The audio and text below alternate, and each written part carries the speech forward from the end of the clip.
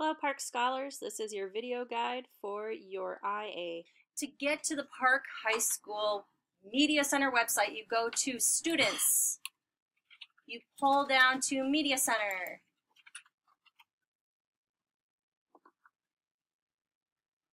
The website looks like this when you start. There's a menu here that will take you to different things, but I actually pulled together some things especially for you. If this isn't what's up on your slider, scroll down a little bit, IB History of the Americas Internal Assessment, open up that window,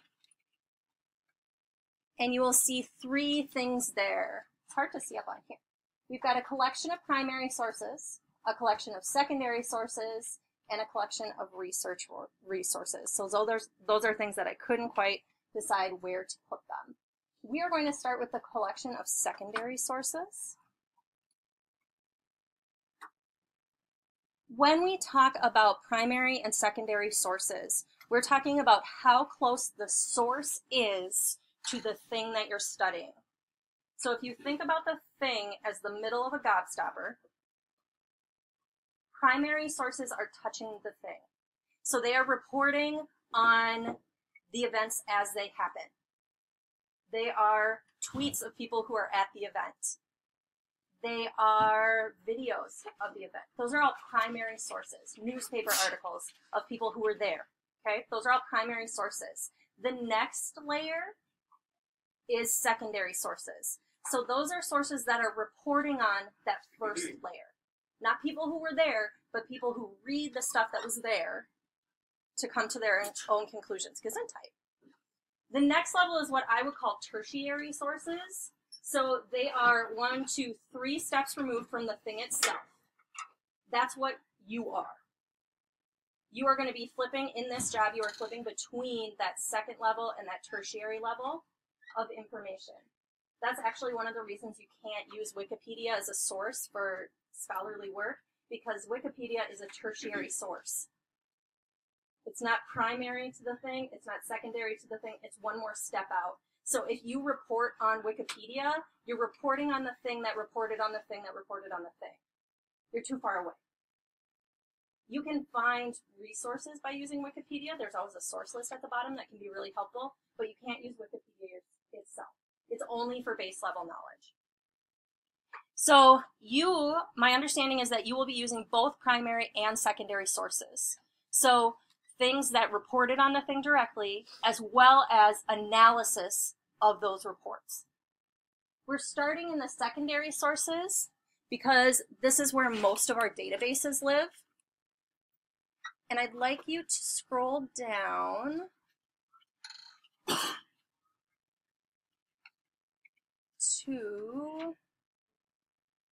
oh geez, where is it?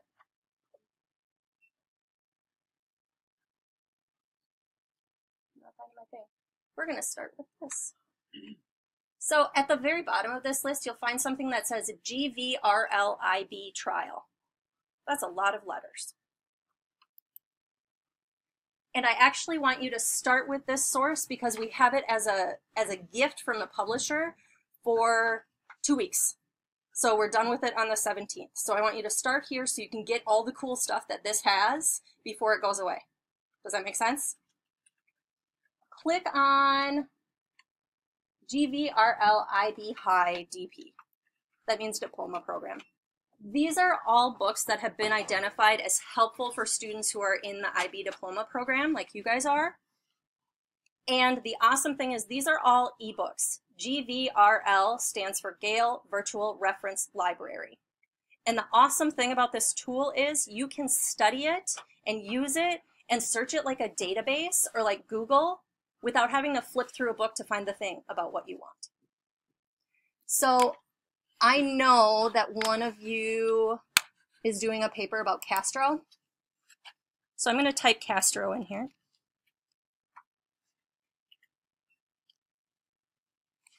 I've got 283 hits. And I've got different types of information.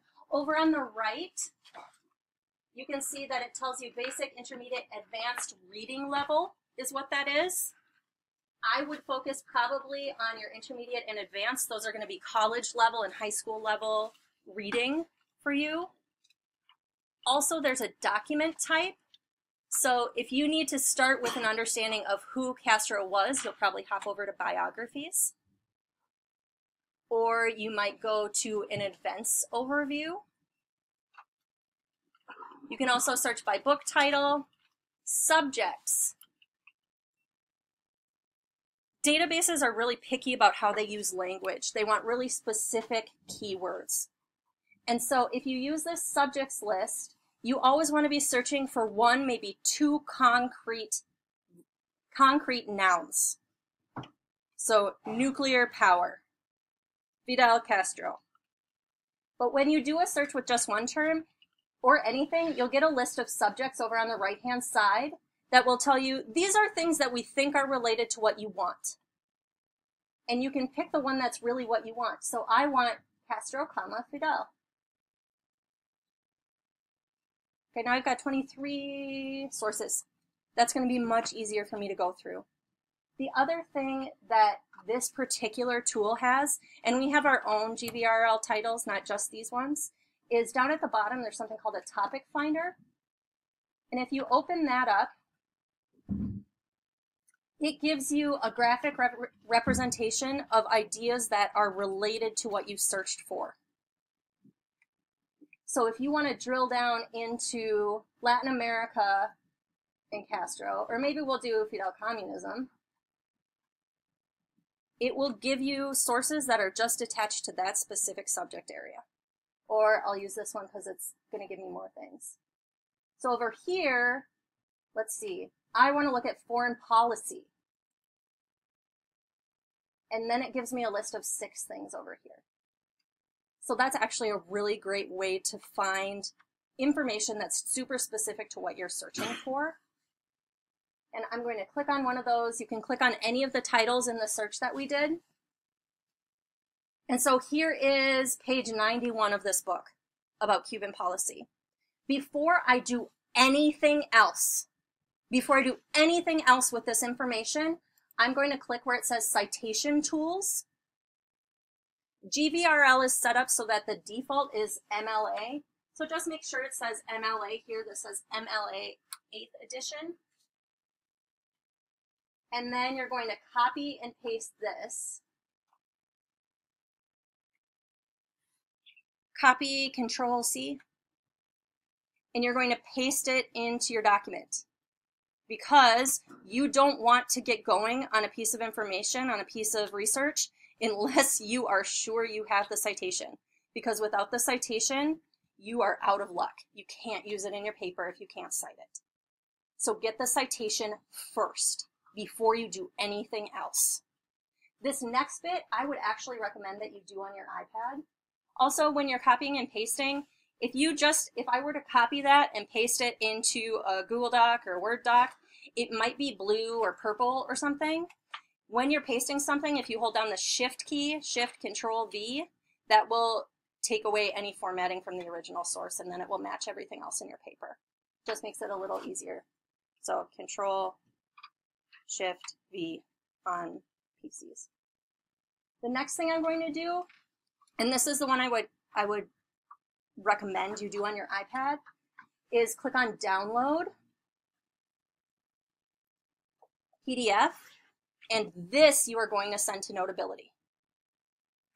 And once it's in Notability, you can draw on it, you can highlight it, you have the document itself, and you can mark it. So it's going to make your life much easier later on. So download that to Notability on your iPad so you can mark the text on there.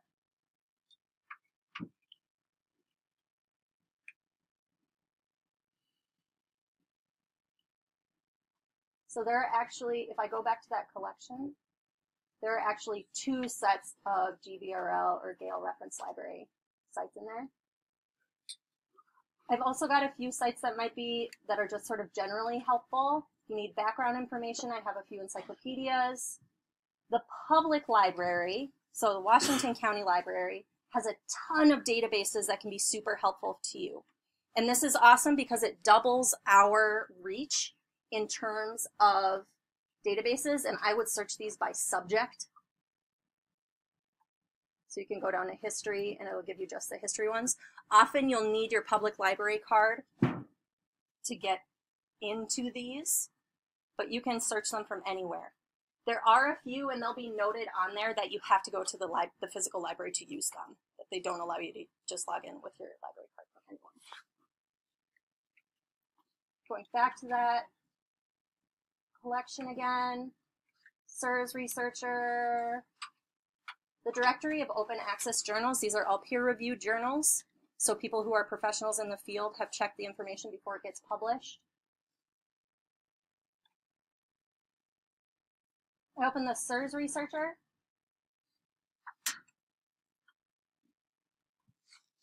So I learned in my other search that probably databases want me to search Castro, Fidel.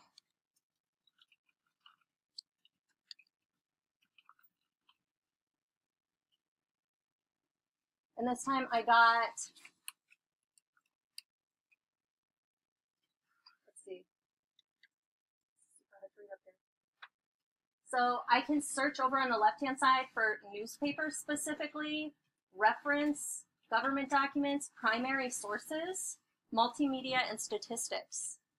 So I can decide what it is I want to look at. If I want to look at newspapers,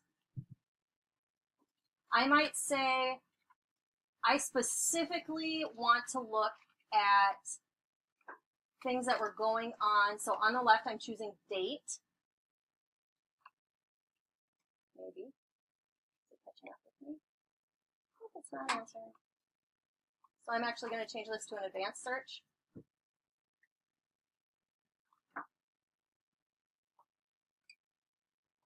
Shoot, it's not doing what I want.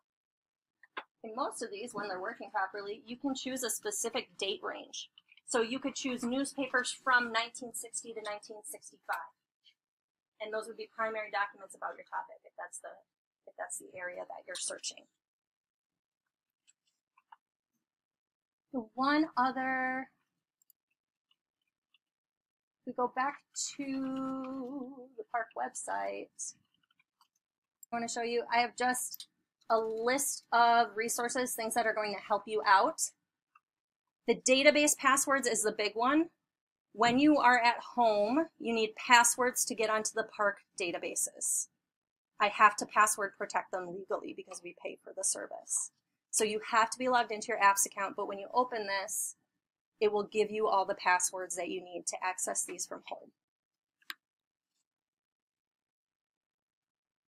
The Purdue OWL is an awesome resource for when you're doing research. So especially if you're saying, I knew that I liked history when I took this class, but research, whoa, I'm a little overwhelmed.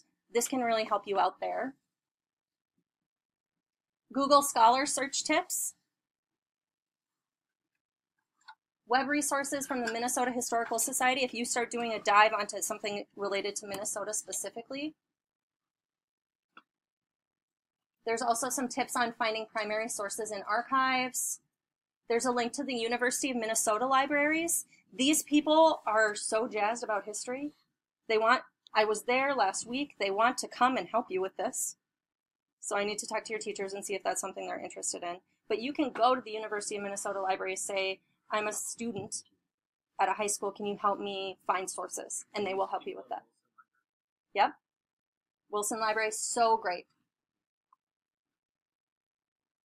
And let's see. There's also a link on here. If you are using Google Docs on a computer, you can add a tool that will do citations for you to your Google Docs. So EasyBib is a good tool. However, I've been hearing from other librarians that they're talking about not being a free service any longer. So I'll be adding other tools to this list to help you out with your citations as well. The last thing I'm going to... Primary sources are those sources that are right up against the actual historical event. So they're reporting on the event as it happens, diaries, newspaper articles, video recordings. In 20 years, the president's tweets will be primary sources for historians. Census data is a primary source. I have links here to specific sections of the Library of Congress because the Library of Congress website is so huge you could just get lost trying to find things. I've given you some specific places to go to within their collection. We scroll down a little bit, there's another collection from the Library of Congress, the National Archives. Similarly, they are the nation's record keeper, as it says right here, and they have a lot of really excellent things for you to look at. World Digital Library Home is a collection of historical documents that people around the world have digitized. So people have brought in their grandparents' diaries or old newspaper articles and had them digitized so you can look at them. Fordham University has a really excellent source books project. This is primary sources that a professor has been running. Here's some more from the US Army, specifically about the American presidency. The Digital Public Library of America is another one that is sources from around the nation that people have done. Historical societies have digitized their stuff and they're all getting put together. Here's the Minnesota Digital Library. If you are doing a topic that is related to Europe, the Europeana collection will take you directly to those digital historical documents from Europe. If you speak German or French or Spanish, you'll be able to read some of those in their original language, and those are primary documents that can be really helpful. The Minnesota Historical Society has an excellent website that you will probably be able to find information if you're linked at all in your topic to Minnesota. The Gilder Lehrman Institute of American History has amazing primary sources. If your topic is related to African American history, Umbra is going to be a great source for you.